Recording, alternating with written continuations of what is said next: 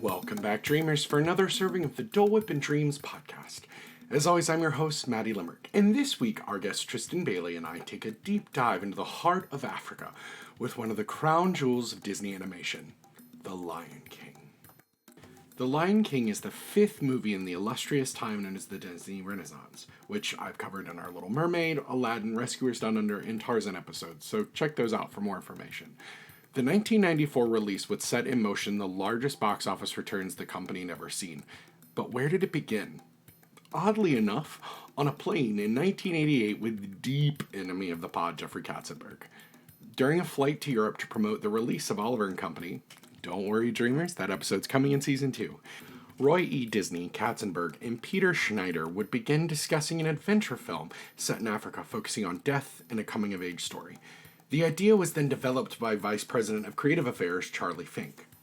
While this movie obviously has nods to Hamlet, and according to the creative team, also the Old Testament, The Lion King would be the first Disney film to feature a completely original story.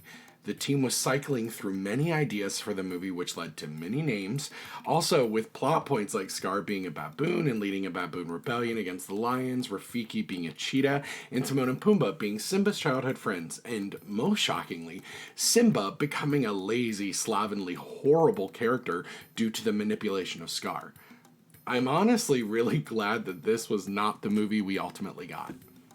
Oliver & Company's director, George Scribner, was originally attached to direct the film, but Scribner wanted to make it more of a documentary-style film, and after he was replaced by Rescuers Down Under director Thomas Schumacher, with some conflicts over the movie become a musical, they don't really go into it. We would also see the addition of producer Don Hahn, who saw the potential but felt the film lacked a focused script or clear theme. Roger Allers, fresh off of Beauty and the Beast, along with Brenda Chapman, would become the heads of story. The creative team would spend 6 months in Hell's Gates National Park in Kenya to study the environment and atmosphere and how animals moved. Ultimately, the original ideas for the film were left behind to focus on the main themes of leaving childhood behind and facing up to the realities of the world.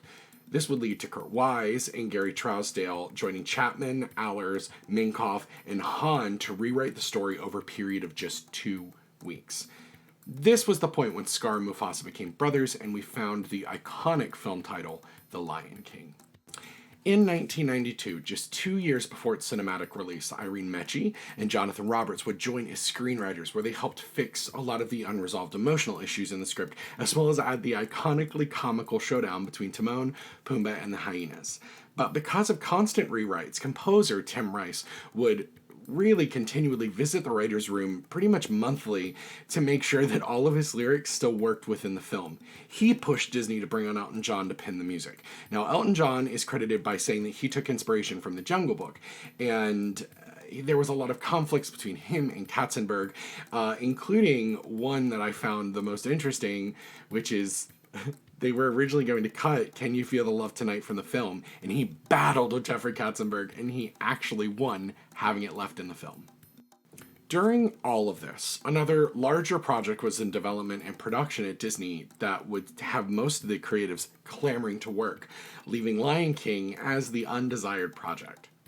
Pocahontas held most of the studio's animators and creative voices. In fact, Brenda Chapman didn't want to work on The Lion King because she felt the story just wasn't good, and writer Bernie Mattson was cited saying, "I don't know who's going to want to watch that." Yeah, you heard that right. More people wanted to work on Pocahontas than The Lion King. In fact, the cast changed, happening several times, including with Tommy Chong leaving, which would lead to the casting of Whoopi Goldberg, and Jeremy Irons losing his voice during recording of Be Prepared. So he was replaced by Jim Cummings to finish the recording of the song, and I believe you can tell that exact moment. All of these things, it's surprising to me that this movie even opened. Animators were also having to constantly change finished scenes to match the ever-changing script. And in fact, animators were still working on this until about a week before the release, when an earthquake wiped out this studio and they had to require to work from home.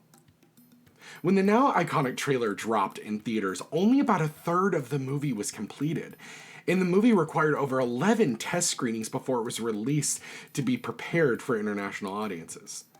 I feel like I can't move on without talking about the technological marvel that is one of the movie's most impressive and soul-crushing scenes, the wildebeest stampede. 5 specially trained animators and technicians worked for over 2 years on this single scene. The CAPS system developed by Pixar helped simulate camera movement, such as using tracking shots, and they employed coloring, lighting, and particle effects to kind of build the entire scene. This scene had several distinct wildebeest characters that were created in a 3D computer program. They were multiplied by the hundreds, they were cel-shaded to look like they were drawn animation, and they were given random paths down the mountainside to simulate the real, unpredicted movement of a herd. Something that just couldn't have been done with classic hand-drawn animation and leads to one of the most successful storytelling moments in animated films.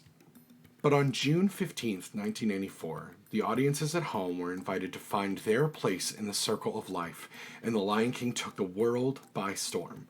With an initial budget of just $45 million, the film would gross $968.5 million worldwide between its initial release in 1994 and the 2011 3D re-release. It finished its initial run as the highest grossing movie of the year, the highest grossing animated film of all time, and the second highest grossing film of all time behind Jurassic Park.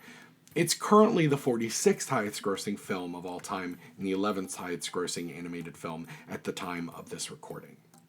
In addition, the franchise brought in over $1 billion in merchandise sales in a single year. $1 billion in 1994. And it is known for selling over 30 million VHS units and 17 million DVD Blu-ray units since 1994.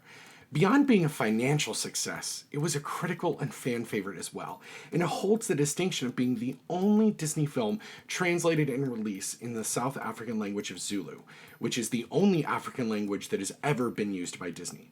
According to Rotten Tomatoes, it's currently at a 93% based on 128 critic reviews, and in 2016, it was officially added to the Library of Congress. But before we move on, I know what you're thinking. Maddie, what about Kimba? You cannot not talk about the controversy with Kimba. Well, don't worry, because here we go. In the 1950s, there was a Japanese manga called Jungle Emperor Leo by Asuma Tezuka, which was adapted into an anime entitled Kimba the White Lion and aired internationally in 1966. Of course, when The Lion King was released, people would quickly bring up accusations that Disney was directly inspired by Kimba, and they wanted them to publicly admit that they were inspired by an anime. Disney, of course, to this day still denies any inspiration from the Japanese property. In fact, when Matthew Broderick signed on to voice older Simba, he was confused to be playing Simba because he had such wonderful childhood love for the character of Kimba. Minkoff claims that he and Allers had no idea that this property even existed until they toured Japan to promote The Lion King in 1994 and 1995. Though Tom Sito, who was the head of animation, admitted later that near the end of production, the production crew learned about Kimba's story and they were amused by the similarities. Now, what are those similarities, you might be asking? Well, in both properties, there's a powerful image of a lion atop of a similar Pride Rock structure, though I believe in Kimba it is not called Pride Rock. The characters' names are obviously very similar, and the protagonists both lose a parent in the first half of their story, where they would later communicate with them in a starry sky. Baboons, hyenas, and birds all had similar characteristics in both, and the enemy is an orange-furred, black-maned lion, which, is a lot. But for me, the differences are very different. In Kimba, the animals are kind of anthropomorphic. When there is conflict, they fight on 2 legs, and they fist fight like humans. Now, in Lion King, there's also no human characters, where there are many in Kimba, and they tend to be a key part of the plot. Now, dreamers, I will let you think what you will, but I will end with a quote from the 1994 president of Tezuka's production company. Quite a few staff of our company saw a preview of The Lion King and discussed this subject, and came to the conclusion that you cannot avoid having similarities as long as you use animals as characters and try to draw images out of them. Now we'll be right back after this. Did you know Rob Thomas has been writing since the mid-90s? The Matchbox 20 guy? No, the guy behind Veronica Mars. Oh, and iZombie. And Cupid, Party Down, the Cupid reboot. I haven't seen those. Me neither, but we should watch them and then talk about them on our podcast. Yes. We could call it the Rob Thomas. No, not that one. Robcast. Every other Tuesday with Alex and MJ. Find us at notthatrobcast.libsyn.com or wherever you download podcasts. Welcome back, Dreamers. Today I've got Trystin Bailey with me. Trystin, welcome to the show. Hello. It is so good to be here. We made it. We did it. We did it. I'm so excited. So a little story for everybody. Trystin and I worked on a project a very long time ago together, tangentially, when I still lived in New York. And so we've been social media friends since then. And Trystin has been one of the biggest, voices on social media for Dolewhip and Dreams, and he was like, yo, I would die to do Lion King. And so I popped into his DMs and said, yo, you're doing Lion King 2 weeks ago. And so we are here now. I'm so excited. And so why don't you tell everyone at home a little bit about yourself and what role Disney has played in your life? Whoa, okay. Hello, everyone. So yeah, I work in New York as a culture, diversity, and inclusion communication person. But I'm mostly defined by my millions of side projects. Includes writing plays, working on a teen fantasy novel, and generally just kind of love to create. As far as my relationship with Disney and my related love of Disney, I thought about this a bit, and I was, raised, we didn't have a lot, let's put it that way. And, even as a black gay kid, looking at these characters kind of just having the general freedom to just find that joy and reach those dreams, and just sing and have fun. It was not that, when you're poor, you don't really realize how poor you are, especially as a kid. Mm-hmm. But it's still a part of the culture. It's still pervasive in the society itself. You have, people, because you have to work really hard and do a lot just to get food on the table, that you really just, it's not a part of the culture to have time for, magic. Right. And Disney, for me, was kind of just that window into the possibility of magic. And that's really where, my kind of journey with it began and continues to be. I love that. That's really sweet. But also, I think in the 90s and what a lot of people are still going through now is it's a departure. It's a distraction. It's another place to be, kind of another place to live in when our given situation isn't always as magical as the stories, tend to take us. And so Lion King, you pitched me Lion King. I've been mulling around doing Lion King in the first season.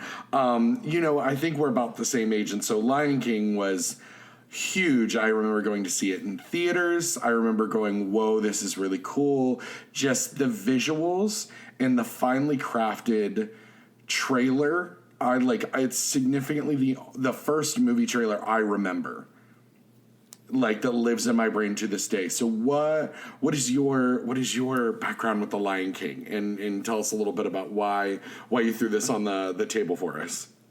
Yeah, so Lion King is absolutely my favorite Disney movie and probably my favorite movie. Just like you said, that initial trailer, that song, that moment, the momentum, the percussion was just, it really transported you. I think that for me, I kind of grew up watching Discovery Channel. I grew up just watching the cheetahs taking down the gazelles, and just again, to echo what I said before about Disney offering this sort of escape. I think just the freedom of the animals, just living their lives, roaming in the Serengeti, had a similar feel. And so Lion King for me was just those two sort of passions combining in this one beautifully created place. I, just really loved, even though I was too young at the time to really understand the concepts of it, I just thought it was so cool to have this work of art, this piece of creativity that, my parents took me to and I was able to see and enjoy, but also it was sort of like my primer to the ideas of life and death and success and failure. And though I'd be able to put words to it later, like I think really like the power in finding all of these like themes that I thought were bigger than me in a way that I could, in my small mind, enjoy, really meant a lot. That's awesome. Well, that's awesome. Well, and this is, it is a well-beloved film, and for a very long time was Disney's top-grossing film. It was the top-grossing animated film in the world, literally until 2013. It was the top-grossing animated, or 2010 was the top-grossing animated film of all time. And so, it is, I would argue to say, and I'm going to go out there and say it, I think it is the most well-beloved Disney animated feature of all time. Yeah. What about this Hamlet in the Serengeti is... Yeah, Bamblitz. How is it... how is it that this movie peaked the Disney Renaissance, but also has... What about this movie do you think it endures with people? Sure. Well, I mean, again, I think it's the larger-than-life concepts of life and death. I think a lot of Disney movies, most movies in general, you sort of, you have these characters and you kind of just stick to that protagonist. You're seeing a world through their eyes in a lot of ways. It's very close. It's very tight to them. The narrative structure is just focused on this small handful of characters, and you kind of go through it. Something happens to them, good or bad, and it's over. And granted, we've got that with this, amazing set of characters in this film, but it's made clear from the very beginning through sort of that omniscient narrator that is Mufasa, that all of these moments are just a small piece of something larger that we are all working towards, and no matter if you run from it or stick with it, you are a part of. Yeah. I think that's definitely a piece of it. Another bit of it, I think, is, I believe it was the first director, George Scribner, who originally saw the movie as, this great, animated nature film, no music, hyper realistic, which, super glad a lot of that didn't work out. But one thing that I think he was very passionate about that stuck was that he wanted it to feel like it is grounded in the grandeur of the real world. There's something to be said for Disney magic, but there's also something to be said for the magic of the African plains. And I think that, a lot of those transition scenes really took you there. You're not sort of looking at characters, you are living inside of the world with these characters, and I think that's where, a large portion of that connection comes. Yeah, because even the idea of there's no real just the grandness of it. There's no real magic, unlike most Disney of the Disney animated of the Renaissance. There is a magical component to all of them until we get to Tarzan. Really, there's some sort of, and even the mysticism that is in this with Rafiki and the idea of Mufasa coming to Aladdin. Or oh my God, Simba! Holy crap! That would have been a very different movie. The Disney Renaissance team up pre-Avengers. Could you imagine? It's still grounded in something that we all recognize of seeing something in the stars and a cloud, hearing a voice from someone that means something to you. This idea that it is still grounded in reality and kind of the beauty of what makes nature beautiful. And also, to me, it also calls back a lot of the why Walt did nature films early on in Disney's history, and Disney continues to go back to those, is that idea of one, everyone loves a talking animal. Two, Right. but it's this idea that there's this grandness and this other kingdom that is the animal kingdom, and how it operates, and it has its own set of rules and beauty and morbidity. But other than like Bambi and maybe Fox and the Hound, this is one of the ones that like really makes you approach the idea of the death of someone close to you or a parental unit face on, and then also goes a step further and being like, oh, maybe this is your fault. Like we'll get to Scar as a gay icon of the 20th century later, because we will get there. But yeah, this idea of this journey that we all need to take, I think, is so universal, and why it's so appealing, and apparently why they needed to remake this movie. We're not going to talk about that movie, but it's bound to get brought up because it.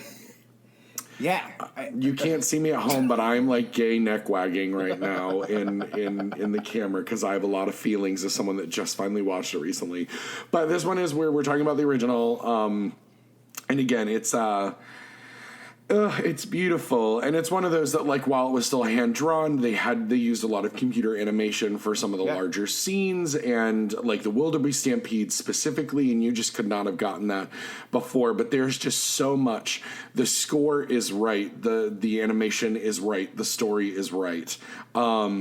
And I think it all came together in this kind of beautiful thing, especially considering Elton John isn't known for doing scores. The fact that he came and did this one, again, I would argue it's probably the most iconic Disney score. One of them at least, but I would say for me, it's probably like the Lion King songs come on, it's a bop, everybody wants to sing them.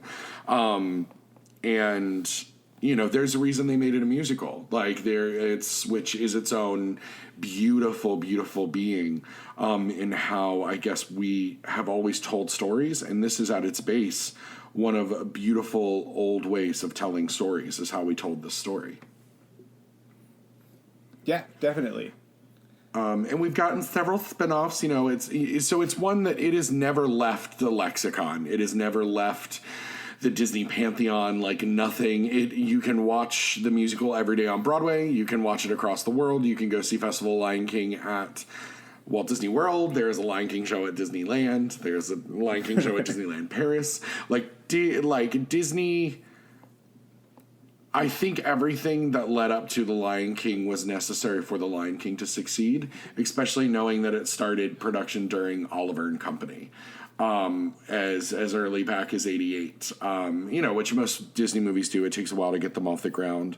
And I think I warned you that I would ask you this question. A lot of people I found on the internet said Simba was their first crush. Was Simba, Trystin, your first crush? Simba was not my first crush. And I think, I think I was...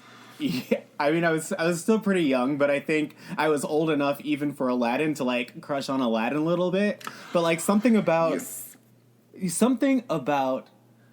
them being full animals kind of just turned me off. Like I think, like for example, like I definitely was like crushing hard on Gargoyles Detective Elisa Maza and Gargoyles Lexington and Brooklyn and Gadget from Rescue Rangers. I was totally crushing on like Max from Goof Troop, but like something about them being like naked roared animals on four legs just didn't do it for me.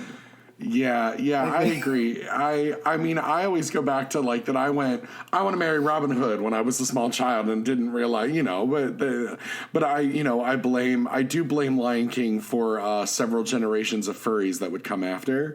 But yeah, no, this movie is. Oh, it's just so good. And, so I want to talk about, like, the script-wise, if we want to, bring it from the bottom. And they did bring elements of Hamlet. They brought elements of biblical stories of large scale, like Joseph and Moses. I don't really see Moses so much, other than Simba is the savior at the end of the people. You see a lot of, like, for anyone that knows the biblical story of Joseph, you do see those kind of Old Testament elements. I see a lot of Hamlet in here. though Sarabi is a much more likable character than Gertrude, I find. And there's never a Rosencrantz and Guildenstern as good as Timon and Pumbaa.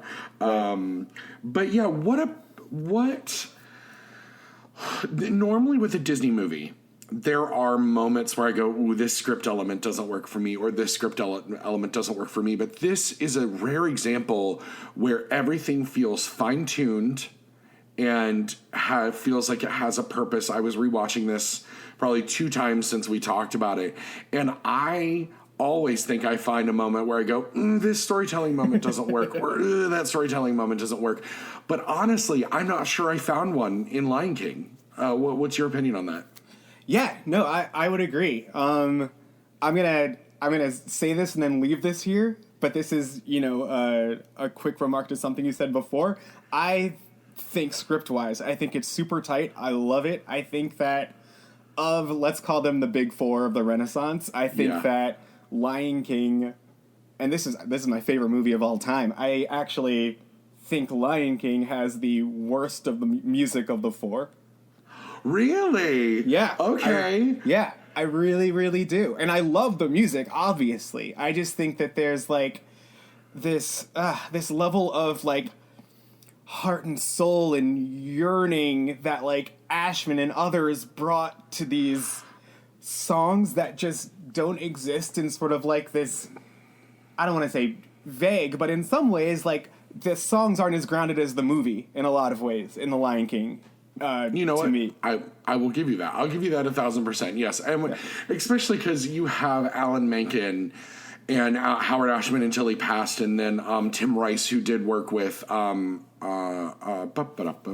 my God, Alan Menken to finish Aladdin. Yeah. But these, between Beauty and the Beast and I guess Little Mermaid, Aladdin, and Lion King, if we're talking about, because they're the big 4, they're the first 4. They went in a different path starting after Lion King, because we then went into the post Katzenberg era. This is the last one of the last films that. This is the last film that was released while Jeffrey Katzenberg was working for Disney. He left in '94. This was released in '94.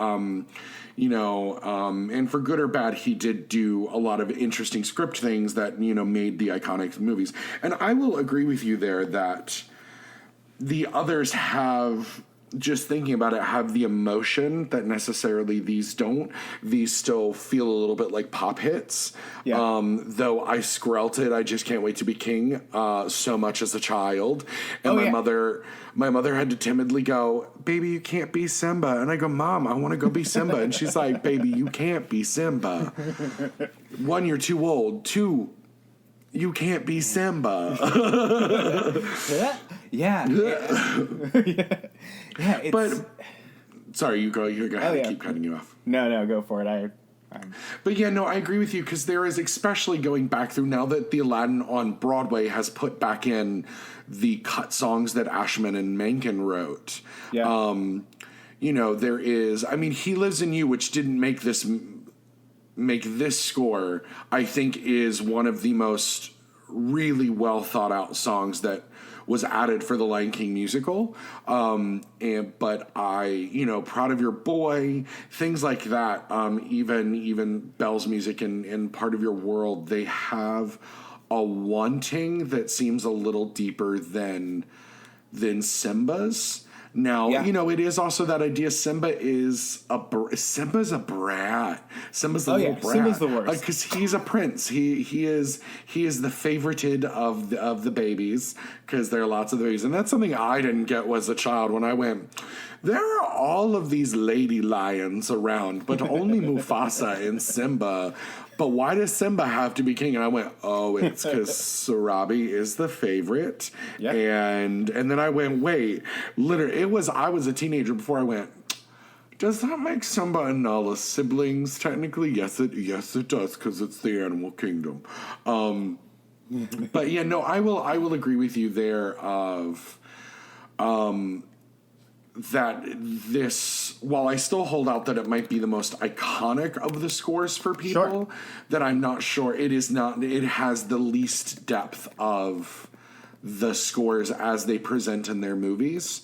because Simba doesn't actually get a lot of substance until the end of the film. Because even when he's with Timon and Pumbaa, he's learned a little bit more about himself, but like he's just kind of carrying that, oh God, I killed my dad and had to run away from my family thing.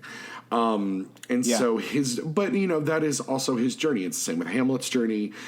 When you're born into the privilege, even as a lion, there is, Scar has more at stake at one point than I think Simba does in his actions. And so, which, explains a lot of Scar's behavior and Scar's choices. To kill his brother. But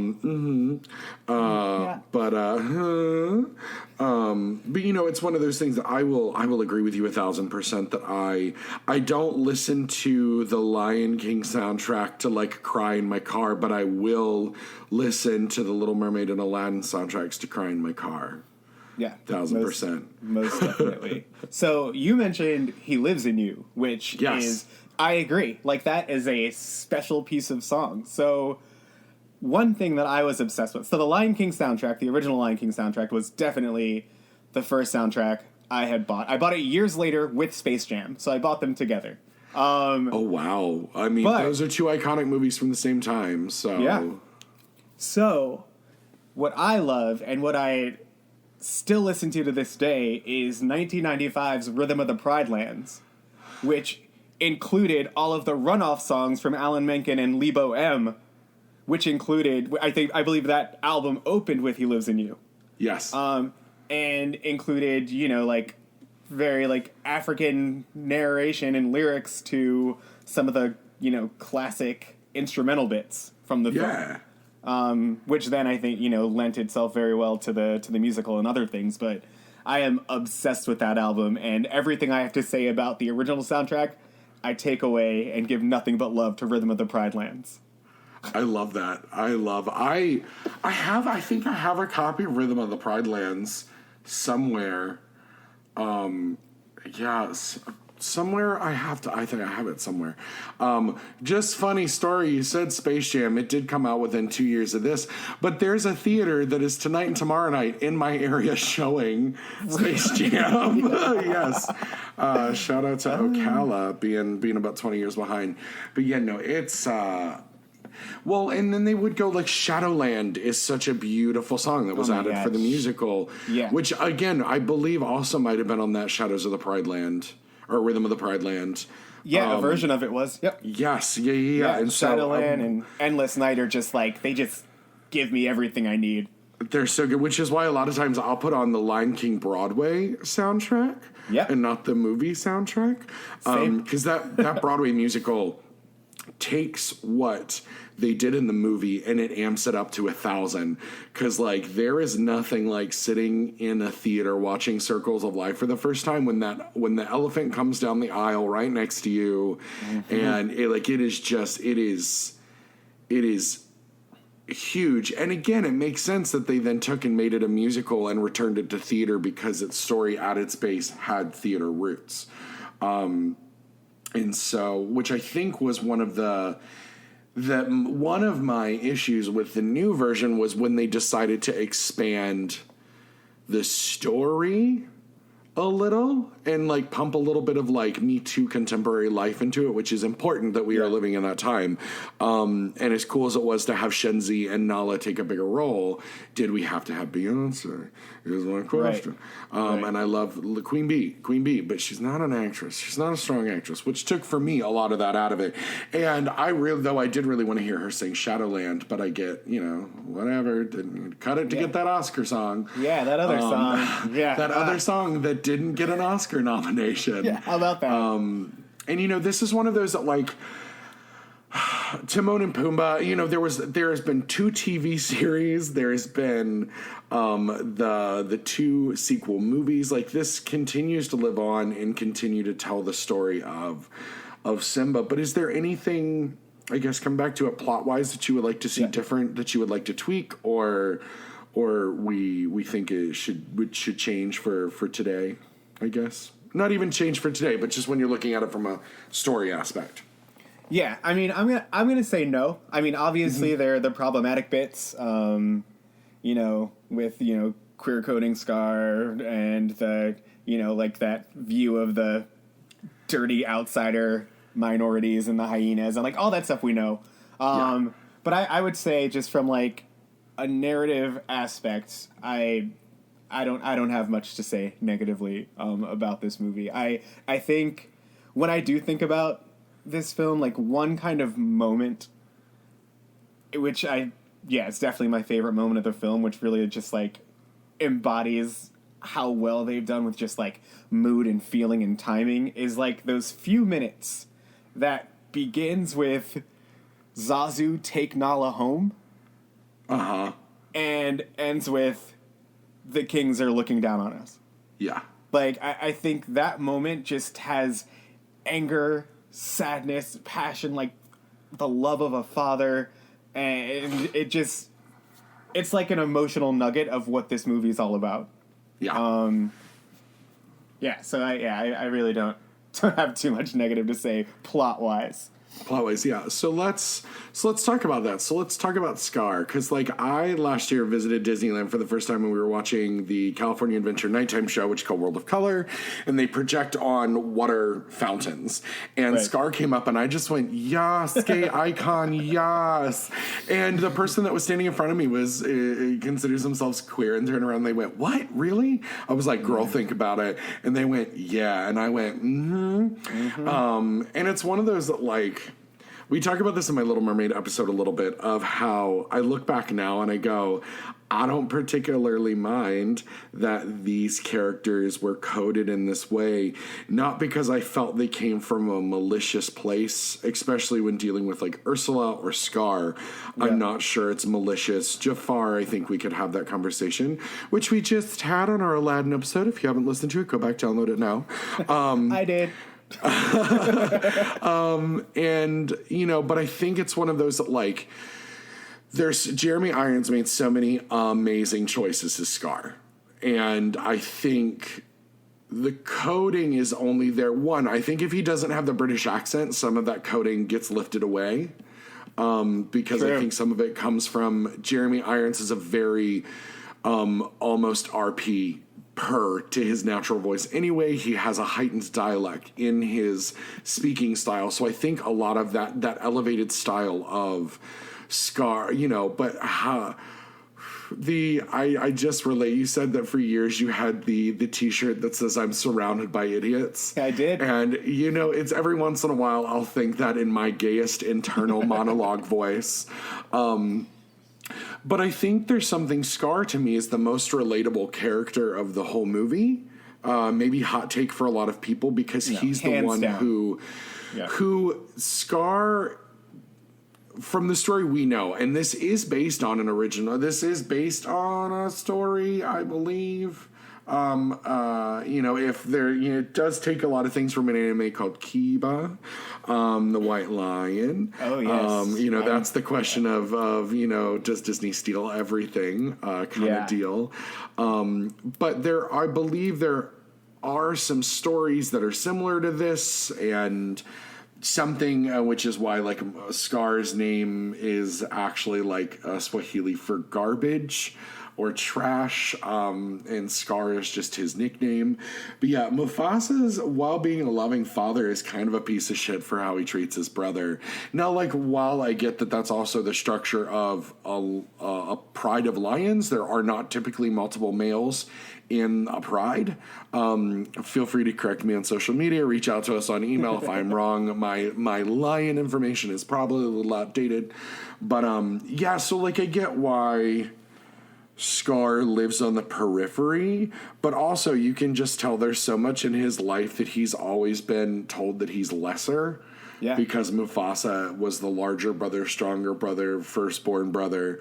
And so you get why Scar gets to the point where he does. Now, I do not encourage anyone to kill a sibling, especially if you are going to inherit something. Probably don't murder your sibling. I'm just gonna say that. Don't murder your sibling. Sing a sassy song with your goose stepping sidekicks, and move on. But I think for me, I think maybe again it's just as a queer person, I never really saw myself in a ton of characters. And so even as a child, realizing that I was different than the rest of the kids without having that language of I am different in these ways because of these reasons. Scar, I understood Scar, but he was also terrifying to me. He was scary. Also because he was willing to do what he had to do. What he felt he had to do. And that was one of the things I did enjoy how he was animated in the live action remake.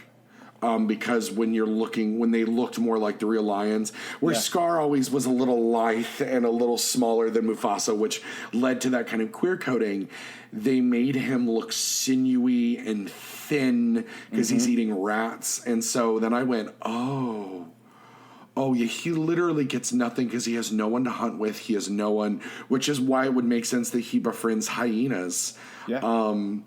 And, it also ends up being a hodgepodge of, we have a mentally disabled person, a Latinx person, a black person, and then a queer character coming up from the rear, scraping up from the bottom, behind the privileged folk. And ultimately losing. Ultimately losing. And while I definitely don't want to think it was intentional, also because Whoopi Goldberg was just she was a huge name. Cheech Marin is a huge name. Right. Jeremy Irons was a huge name.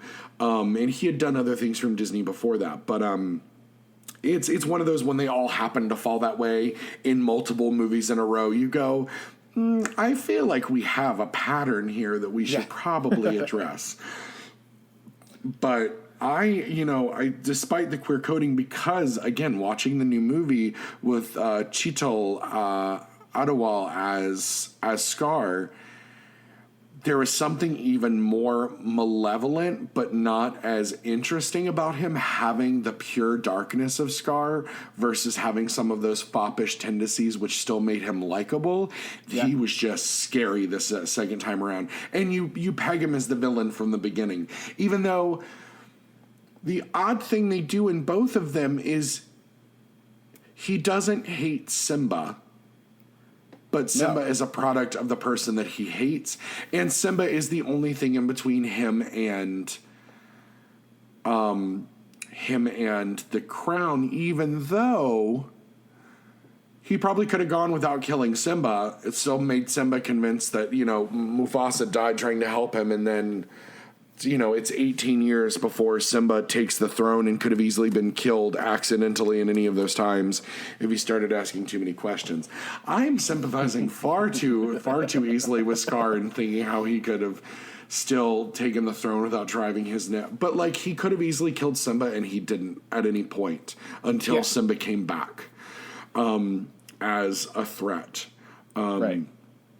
And, I think Simba, it's interesting because, to your point, I love Scar. Scar's my favorite character me too. In the movie. I have a stuffed Scar. He's just fascinating. And if you've had a certain experience in your life, you, put all these characters in a line in front of you. I look at Scar and I'm like, okay, I can connect with that. I look at everyone else, I'm like, a carefree lifestyle? Sorry, I haven't had that benefit to be able to live that way. Being worshipped, oops, I haven't come across that experience just yet. And there's really just a lot to dig into, and the fact that he's so charismatic, and sure there's issues around their queer coding, but at the end of the day, villains are cool. Fascinating. All the best movies, you tend to remember the villain the most. And back to your point, Scar had very little. So again, he had to find his own family, like many of us do. But Simba was an exception, and I think that's kind of what separated Simba from, whether it was his youth or what have you. Simba, unlike literally everyone else in those tiers of that hierarchical society, would actively go out of his way to hang out and talk to his uncle. Yeah. I think... Oh, sorry, go ahead. Oh, yeah, no, and I just think, that may have contributed to Scar's inability to do harm to him directly. Yeah, well, and I think it's also that idea of we're not programmed to be hateful people. We're not coded to be racist. We are not coded to be full of anger from childhood. And obviously they Scar was around enough that, like, he's been a part of Simba's life, and so Simba likes spending time with him. He will seek him out, and Simba doesn't have the hate that the other lions have for Scar, purely because Mufasa is the leader and Mufasa hates Scar. Like, it's this idea of this found family, which I actually really love that as a theme, because then Simba experiences that with Timon and Pumbaa. Yeah. And I believe it's in Lion King 1.5, we see the kind of grandness of this idea of found family with the other pride of lions that live beyond the elephant graveyard. Now, hot take, I have not seen either Lion King 2 or Lion King 1.5. We are getting there. There's just with Disney Plus, there's a lot to watch through, I haven't gotten to Return of Jafar or King of Thieves yet for Aladdin either, but we're getting there because they'll be done on the podcast at some point, I am sure, if we keep her going that long. But yeah, it's this idea that I think, because, for RuPaul, for good or bad, always brings up this idea that as queer people, to me, that also includes people who are others, anyone who is considered other. Yeah. We get the beauty of finding our own family and putting that together.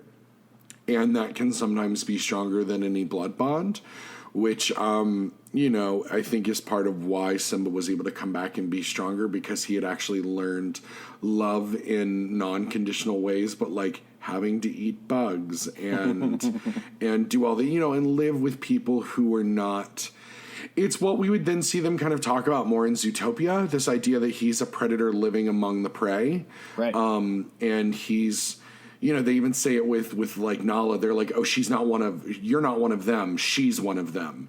And that idea that they were like, oh, Simba's like us, but like there's always that fear of Simba still as being the other, being the predator.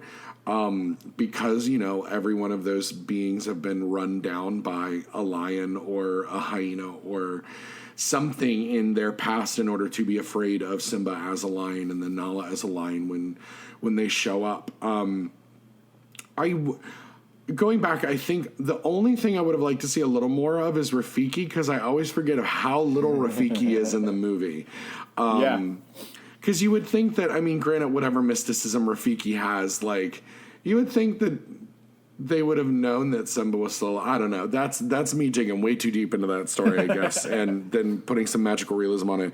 But I think another one of the things that I think we take away from this and why it's important is that idea of building the other family. So even if you have your blood family, maybe they're never going to be the ones that support you in the way, or they're going to want you to do things that aren't necessarily going to be the best for you. And so your chosen family is always maybe going to be stronger and more supportive of you than your given family is. And, that's one of the things I always like about Disney movies is that idea of chosen family ends up being present through a lot of them, while family is always existent. / Disney loves killing parents. Like, Jesus Christ. Yeah. You have no choice but to find your family. Disney slaughtered them. Disney's gonna kill them, so you better find you better make own. some friends. That's why I felt so bad for Anna in Frozen, because I was like, damn, this girl can't even get out of the castle. I know. How's she gonna find? I guess she's got to be friends with the 5 maids they have left, I guess. Here we go. Poor thing. But yeah, it's one of those that I think Scar's journey is so interesting, and if you look at different points in how that story went, none of this would have happened. There are different points along the way of where you go, maybe if this had been different, this wouldn't have happened. Or maybe if that had happened, it wouldn't, would have been different. And this has some of and it's a relatively, like you said, it's actually a relatively small cast of main characters because you've got Yeah, I mean, Sarabi is included as a main character, but she only speaks like 3 times. Yeah, right. And the same with Rafiki, where you've got, I mean, 1, 2, 3, 4, 5, 6, 7, 8, 9. You've got 9 plus the 3 hyenas. Right. So, which God bless Jim Cummings as the voice of Ed. Yeah. But you know, that's, I mean, and Nala's mother has a name and has a voice actress listed, but like she's got 1 line. So, you know, this is kind of a boys club that is, you know, one complaint of this is it is a bit of a boys club, which I guess is why in the new version they made Shenzi the leader of the hyenas, and they weren't necessarily best friends with Scar, which I actually did kind of appreciate. Yeah, I like that. Which alienated Scar a little bit more. And then this idea that like Nala then went up against Shenzi, I did really like. But it feels like one of those old action movies where the women have to fight, but they can only fight the other women. Right. You know, so Yeah. because like I would have loved to seen Shenzi go toe to toe with Simba in you know in that the new version or even in the animated. But it is, I think my only other complaint is it's not the most diverse voice acting cast. Yeah. Which again, you know, we were still at that point where people were going, well, it's animated, it doesn't matter, and I go, well. Then no little black kids know that they can be voice actors. No Asian American kids know that they can be voice actors. That, you know, that's the thing is when you're still seeing an all white cast, you know, with the exception of James Earl Jones, who is the voice. His voice is his brand. You know, it's him and Whoopi Goldberg and Cheech Marin are the only people of color on the movie. Oh, that's a lie. Madge Sinclair was the voice of Sarabi as well. There are a few, but like, you know, it's still one of those things where it goes, okay, this could have been better, which is why I did appreciate the live action remake for deciding to diversify that casting in a way that I do think is important. Yeah, I mean, I was talking to some friends because we watched it a few nights ago. We watched them both back to back, and yeah, I mean, like that cast is awesome. Like so many things are correct about it. And you know, when I think about the remake, and just, you know, having watched it a couple days ago, it's just unfortunate. Everything else. I think that it's interesting because watching it, it feels like they are purposefully putting in lines from the original and then purposefully adding new ones. And it just creates this weird, like, patchwork with no flow or timing because they were trying to be 2 things at once. Yeah, no, I agree with you, and I think they were trying to shoehorn too many new things in to kind of flip around what was happening before and like why they need to retell the story. And they did it a lot. You know, as far as the remakes go, they did it the least with Lion King, I think. But yeah, it's still one of those things where I go, why were these changes necessary? Why did this need to happen?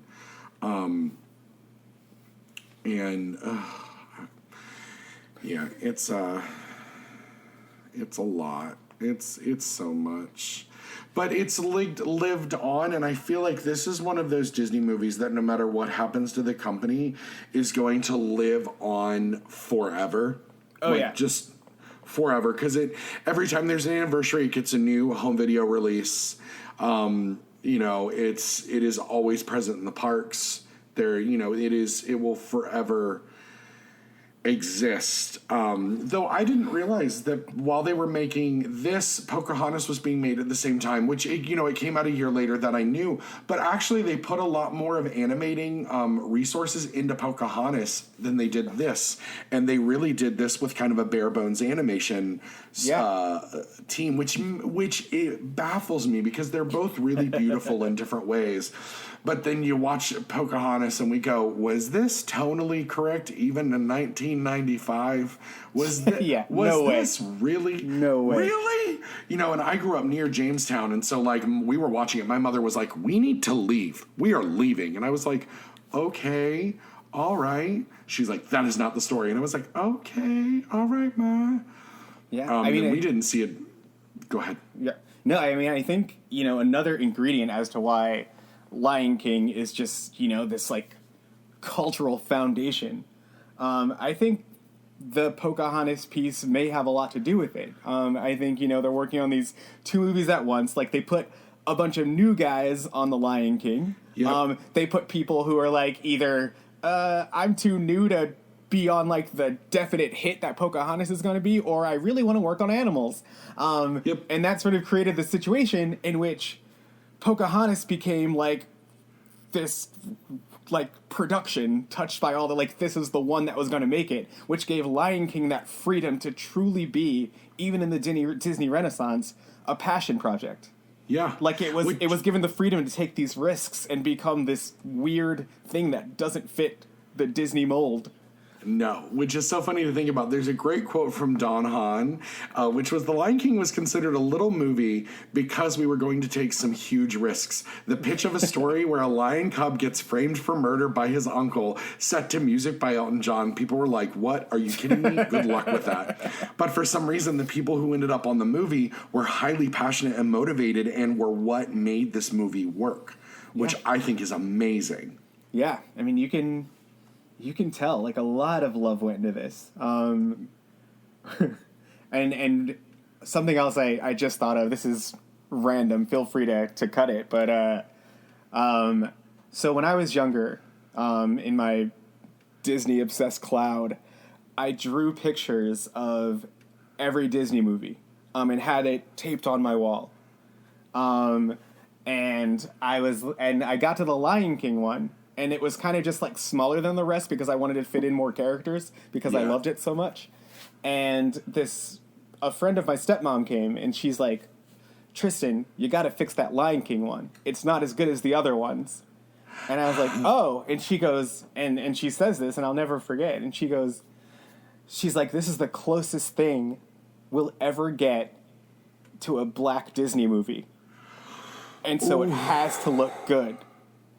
And it was funny because that immediately made me, so my granddad is a barber, and that immediately made me think of something else happening around the same time when, like, all the guys in the barber shop, like, whenever Bill Clinton would pop up and say something, they'd all be like, this is the closest thing to a black president we'll ever have.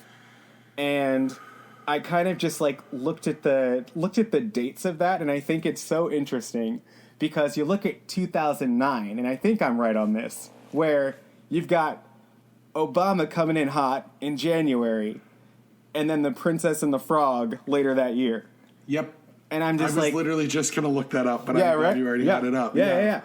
And I'm like, this is like one of those ridiculous, beautiful moments that really does, speak to the importance of, those conversations that we had to have back then. Yeah. Across the board to get to where we are right now. And so I think for anyone out there, because, like, in academia, I feel like we have these questions all the time for people who don't see anything outside of their bubble as needing to be separate from the norm. And, like, this is why we continue to say that, like, representation matters, and why when you can do better, you should do better, especially because, like, I work in theater, and so theater casting and things, it's like, sure, you don't have to have a black Lori in Oklahoma, but if she's the best one, why don't you do it? Because, like, some little girl's going to see her and go, oh, wow, I can be in musical theater. Or, like, I saw when I went to see Frozen in L.A. at Disneyland, the Elsa that I saw at that particular performance was African American, and the little girl behind me was black and was freaking out because Elsa was black, and she just, again, because kids, she'd seen the movie, and so Elsa was one thing to her, and so then to see someone that looked like her performing in that role, I think is important for people to remember when every time you turn on media or open up media or read media, the people specifically look like you, or they are going out of the way to make sure they look like you.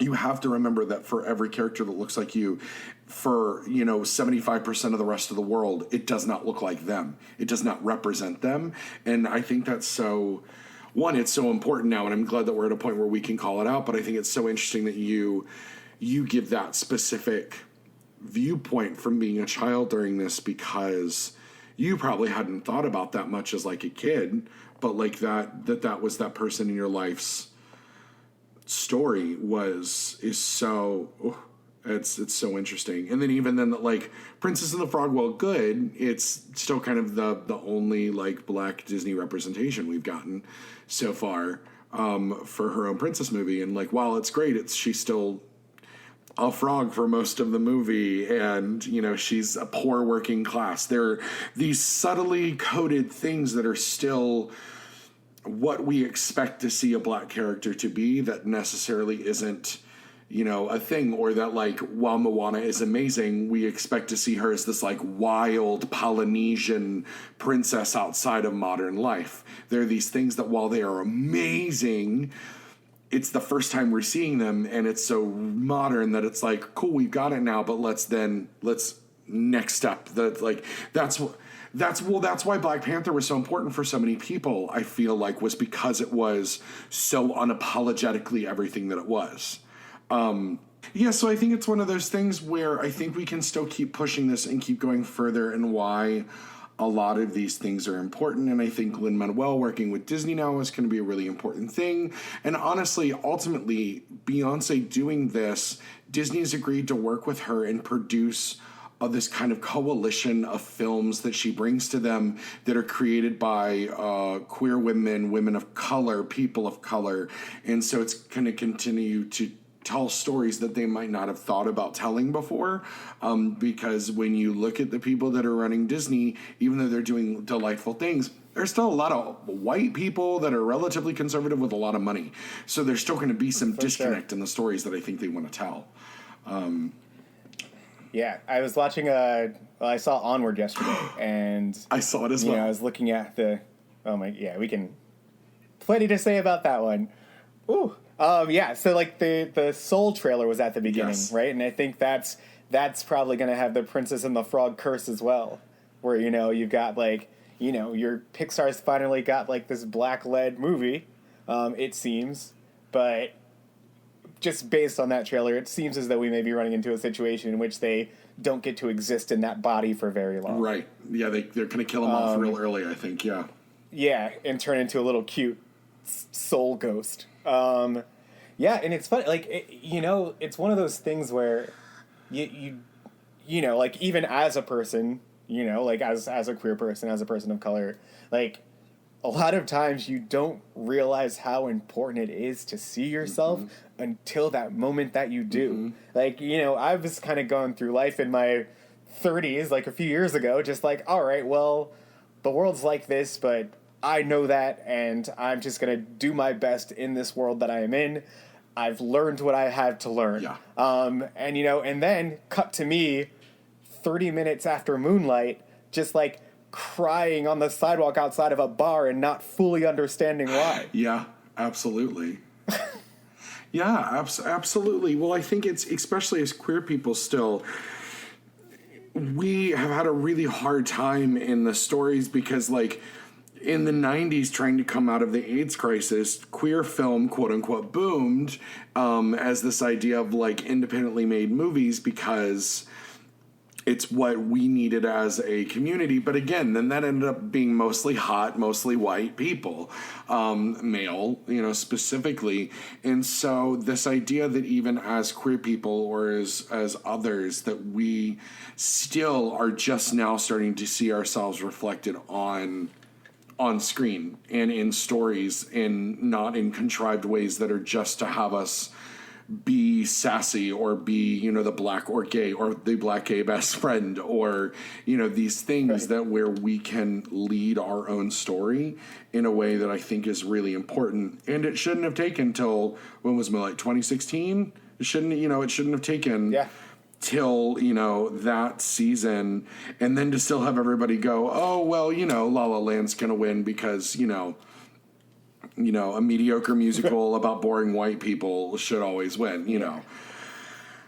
So yeah, this is all part of a deeply more difficult and layered question that people need to continue having, and that people with, like, especially for my people out there who are white that have friends who are different than you, who seem to get frustrated because you don't seem to understand, or you don't seem to understand this. It's think about what happens if you have to go through every day of your life and everything around you doesn't reflect you, or you don't get to see yourselves in marketing campaigns or in clothing ads or in film or in television. Like, nothing reflects you and your story, more importantly, because like for years there's always that joke that there's the one sassy black girl in every musical, but like written from a white aspect or a white point of view, or she's the only black girl in a Midwestern town, they're never going to be written with authenticity because of just because of how things are and how tropes worked, and it's not right. And I'm glad that we're getting to a point where we're starting to solve this, but I think we need to continue to go on, especially after this season with like, there was a conversation about Parasite and everything this year, of like the fact that we're still having that conversation and white people are going, I'm uncomfortable with reading subtitles. And I was like, well, what do you think the rest of the world has had to do for years, you gross people? Or even talking about this, Disney movies are translated into between 28 and 36 languages now. And it wasn't until recently that Lion King was released in an African dialect. And so Zulu, right? And it's only Zulu and Arabic are the only two, and it's just Lion King. So Arabic is the only African language technically that has a movie released in it. And think about, and that just goes to show that they don't think about how many people are actually consuming media on that continent. Like, it's just so it's one of those things that still will continue to baffle me. Because, they're going to be a large, everyone is a large consumer of media now because of how widespread everything is. So I don't, like, the fact that, like, there were 1,000 languages that Frozen was translated into, but, like, none of them were for an African nation. Like, it's one of those things I go, come on. Yeah. Where was my... Yeah, you can afford it. You can do it. I was like, where was my Black Elsa on the Oscars? Come on, y'all. But that even is talking about like people who are from South Africa who are, don't speak English or whatnot, which, it's mostly English in South Africa. But, it's even in those areas that are largely white or largely not black in Africa that are still, I'm just going, why are none of these people getting it in their, translated in their language? We have the resources, we have the money, just do it.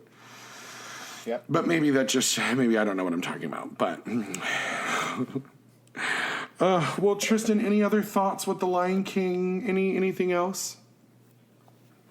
Let me see. I mean, I feel like I feel like we like have to talk just a little bit more about Kimba.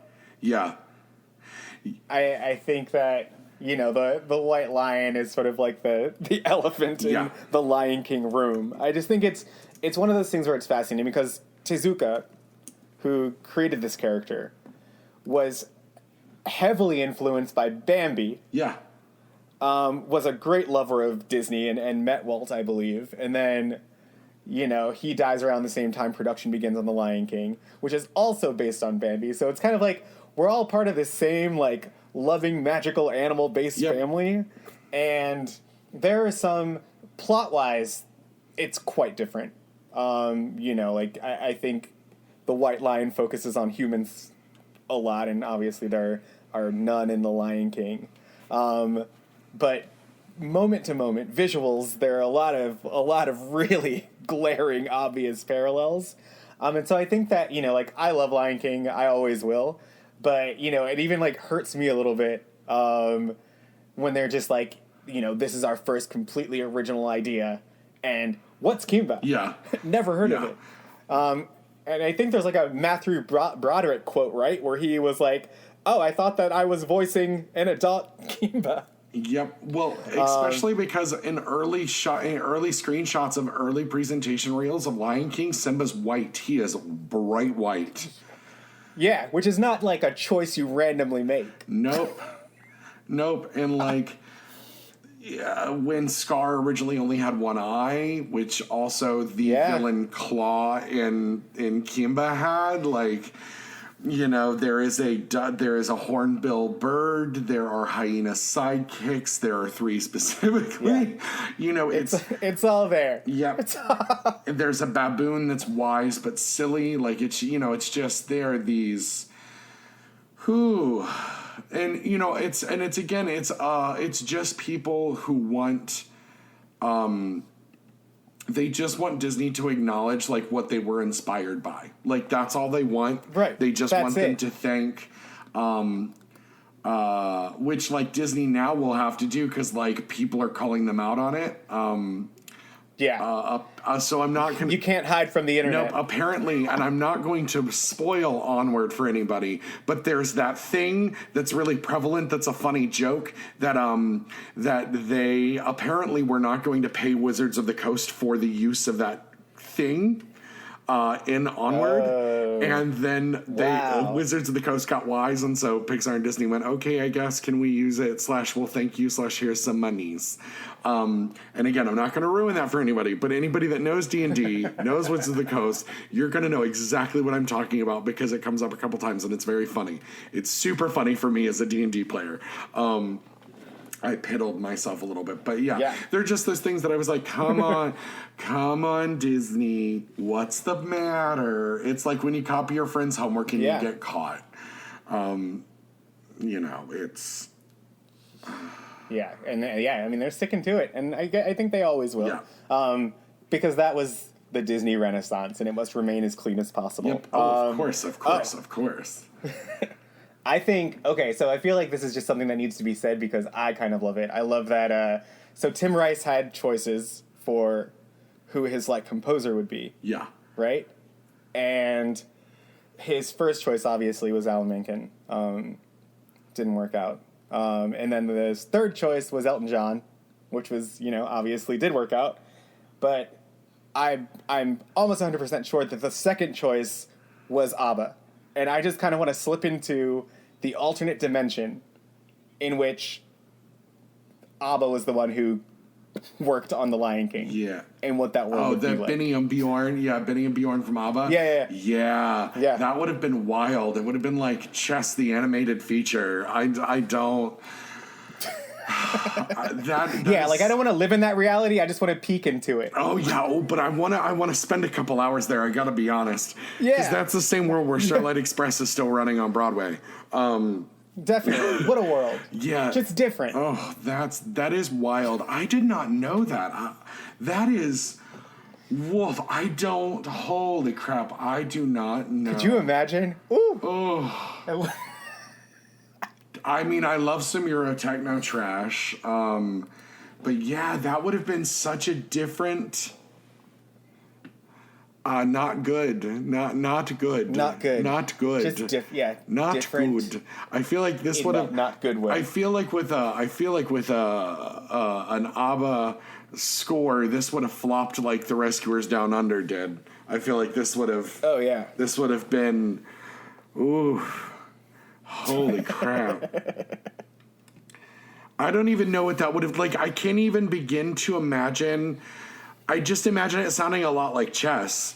The bum bum bum bum bum bum bum bum bum bum bum bum bum bum. Yeah. Very staccato, very stagnant, very electric. Yeah. I could just like see all those like all those legs of those African animals just kicking and stepping. And Scar would have had a big gay disco number. Okay, maybe I like this even more. Oh yeah, maybe I'm liking this. The whole even movie more would now. look like "Can't Wait to Be King." It would be. Oh God, man, that's so. Yeah. Man, so if any of the dreamers are out there listening, and you would love to write us a sample of some 16-bar cuts of what the ABBA Lion King would have been like, because really it would have been maybe the same lyrics, but please, I will feature you on the show. We will put you on YouTube. I want to hear. You will be my personal hero. Oh yeah, I want to hear what your version of the ABBA Lion King would have sounded like. Oh my God. Oh God. Oh. I just need to. I'm gonna sit in silence for a second, just thinking about that. Dun, dun, dun, dun, dun, dun, dun. Every lion's playing the game, but nobody's warthogs are the same. Nobody's on nobody's side. If you all don't know what we're talking about, the guys that are from ABBA obviously wrote Mamma Mia, but they have two other musicals called Chess and Christina. One is about a Ukrainian woman, and one is about the chess world championships. Yes, I know. Really interesting musical theater there. But go listen to it. Chess is actually kind of a bop. Yeah, check it out. I do really like Chess, actually, but I think it works best staged as a concert, not as a fully fleshed out musical. I believe they have one other one, or there's another one coming. I don't know, but I can't imagine what that would. Well, I feel like that's it. That's a note to end on. That, yeah. Man, maybe, you know what? Maybe I'll play the episode out with a little bit of nobody's side, because, like, we'll pay for those rights, because shit, that's so funny. Well, Trystin, thank you so much. Thank you. If the other dreamers like you want to find you on the internets, where can they find you? Oh my goodness, I am so hard to find. I am bad at the internet, but hey, I'm at Trystin Bailey anywhere. I may be speaking in some of them sometimes. TrystinBailey.com, and that's me. And if you're interested in some weird, dreamy teen fantasy, then I've written 2 books of a trilogy called Reverie. 2 of them are out. The 3rd one's coming out later this year. And where can they find those? That's fun. Oh, they're both on Amazon. Yeah, you just search my name and then Reverie. That's the quickest way to get to it. And we'll have all that information up on the Facebook and on the website as well. Well, Trystin, thank you so much for being on the show. Yeah, thank you so much for having me. I hope I did you and the King of the Jungle justice. You did us very proud. Video games are a unique medium. They can tell stories, Immerse us in strange, fantastic worlds. blur the very boundaries of our reality. But at the end of the day, video games are fun. Whatever fun is to you. I'm Jeff Moonen, And I am Matt, a.k.a. Stormageddon. and on Fun and Games, we talk about the history, trends, and community of video games. It's a celebration of all the games we play and all the fun we find within them. And there's so many more games out there, so we hope you'll share in that conversation with us. Fun and Games podcast with Matt and Jeff. Find us on certainpov.com or wherever you get your podcasts. And happy gaming.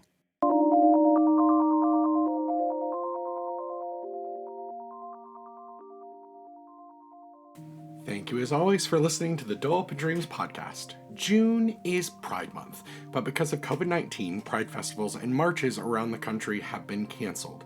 So here at Dolewhip and Dreams, it's Pride Summer.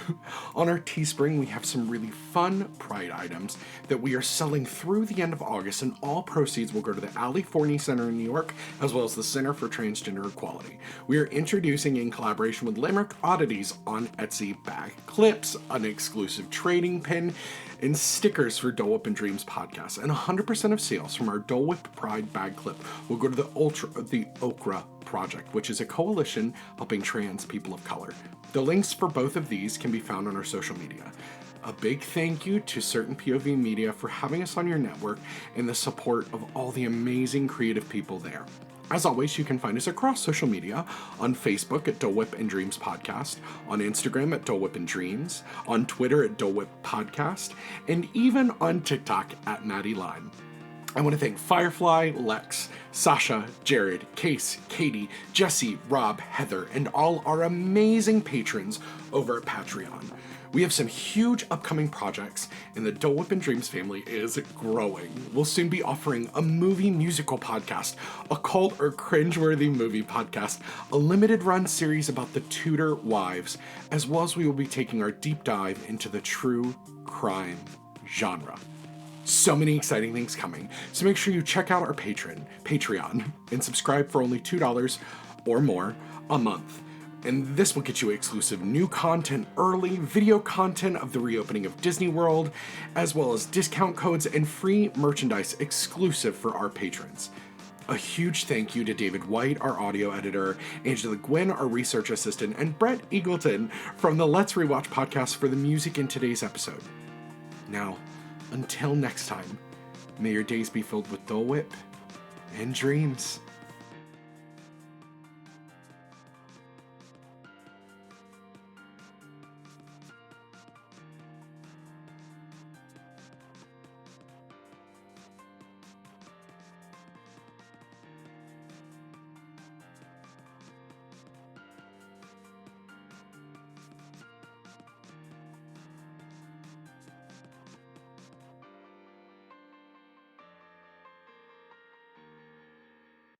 CPOV. CertainPOV.com.